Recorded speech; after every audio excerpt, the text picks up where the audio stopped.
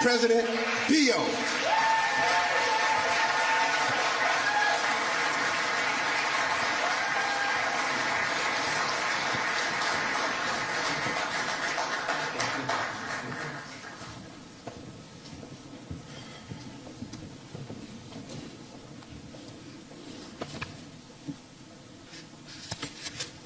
Good morning, everyone. I hope we are still awake. I've been struggling this morning. I only came in yesterday. Excellencies, distinguished ladies and gentlemen, first, I bring you warm greetings from the Republic of Sierra Leone, my country, and that of Gregory Mix. He is my citizen in the United States. I'm very excited to be in the same room with so many people, with leaders, policy makers, policy drivers, and most importantly, young leaders from both sides of the Atlantic. I am coming from the other part of the Atlantic.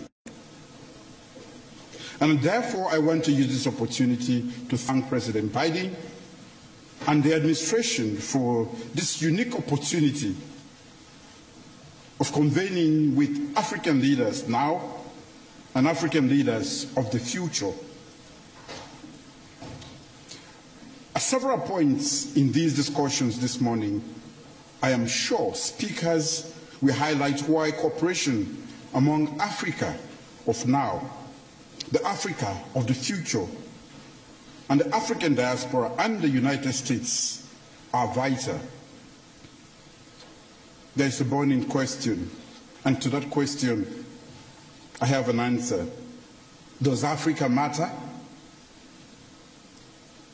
I will state the assertion of the United Nations that Africa contains 30% of the Earth's mineral reserves, including 40% of the world's gold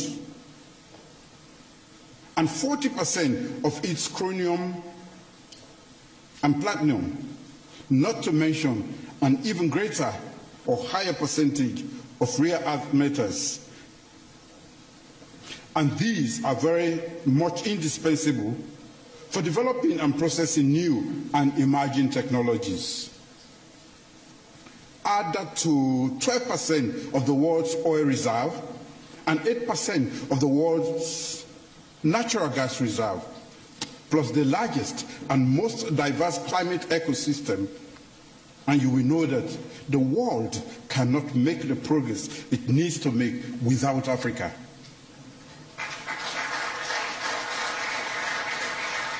Ladies and gentlemen, the future belongs to Africa's youth. The youth are Africa's biggest assets. We must invest in them to build the skills and encourage entrepreneurship while providing access to the financial resources necessary to unlock the creativity and unleash the power of their business enterprises. As a quick aside, I must hasten also to add that Africa and Africans were critical to the success of the first industrial revolution. They involuntarily provided centuries of labor to power that industrial revolution. They were primarily recipients of the second and third industrial revolutions. With the fourth industrial revolution looming and holding such immense prospects for Africa's socio-economic transformation, are we consciously planning for Africa's participation in making the right policies and digital infrastructure and investment at scale? That leads me, most importantly, to human capital development of Africa. By 2050, it is projected that 1 in 3 young people will live in Africa.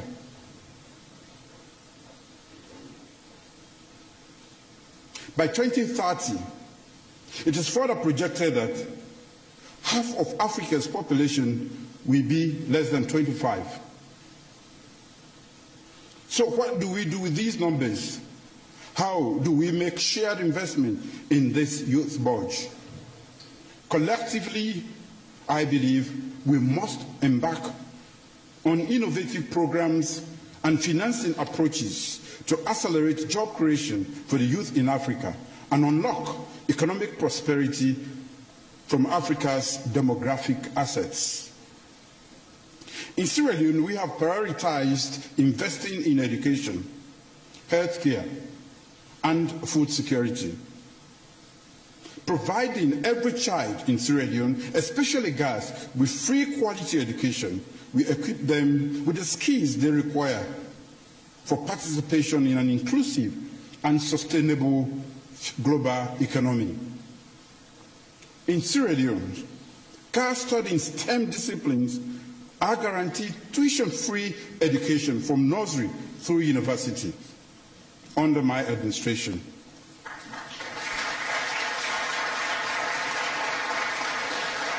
We have also passed progressive laws that enrich our society and our democracy, including Gender Equality and Women's Empowerment Bill, abolished the death penalty, repealed criminal libel laws, and opened up spaces for journalism and civil society, decongested our prisons, clamped down hard on sexual and gender-based violence and corruption, and many others.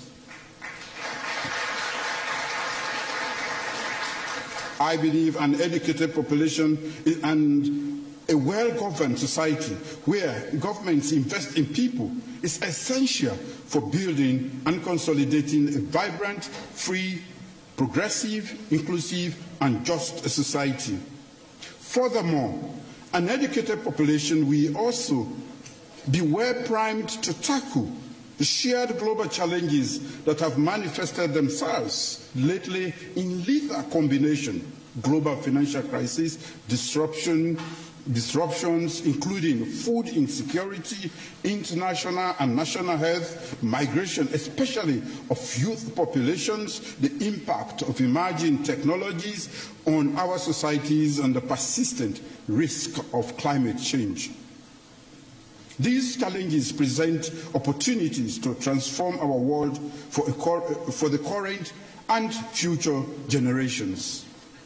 With the ongoing World Cup, maybe it is most appropriate to draw attention to a quote by the game's greatest legend, Pele, who once said, "No individual can win a game alone by himself." Therefore, I say that no one country can solve the world's numerous interlocking challenges. Our recognition that the world is helplessly interlinked and that we face interlocking challenges is a good start. I am therefore delighted and grateful for this gathering today. Education and innovation sector financing will help address skills deficit among Africa's young people and have multiplier effects on economic growth.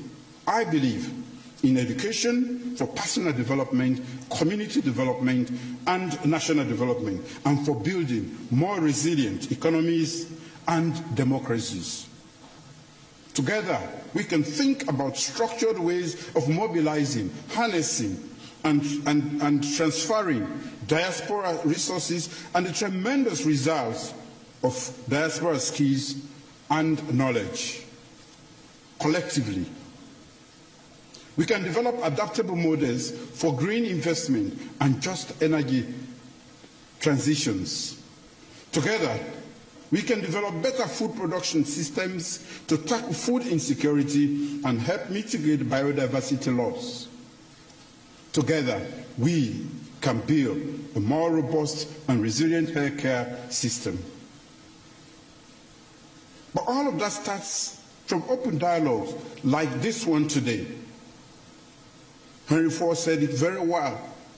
Coming together is a beginning. Staying together is progress. And working together is success.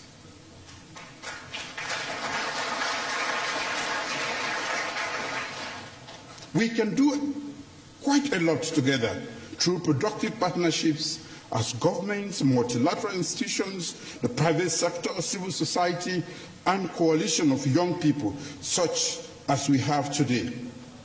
I hope this convention is a promising start. I've said before that most transformative and nation or world-changing events begin when we make bold choices. Ask why not, and let those bold choices happen. Strong partnerships are where all strategies and goals are well aligned and transparent from the outset are therefore critical.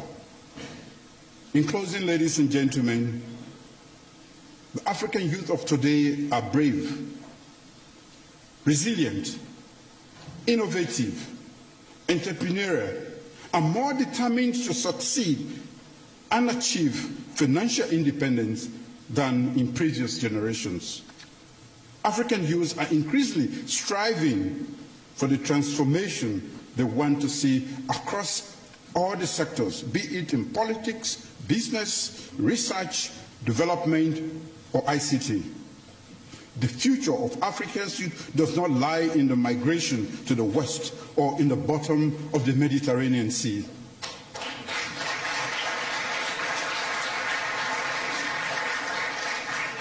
The future of Africa's youth and its economic development lies in a prosperous Africa where we invite all of you to come.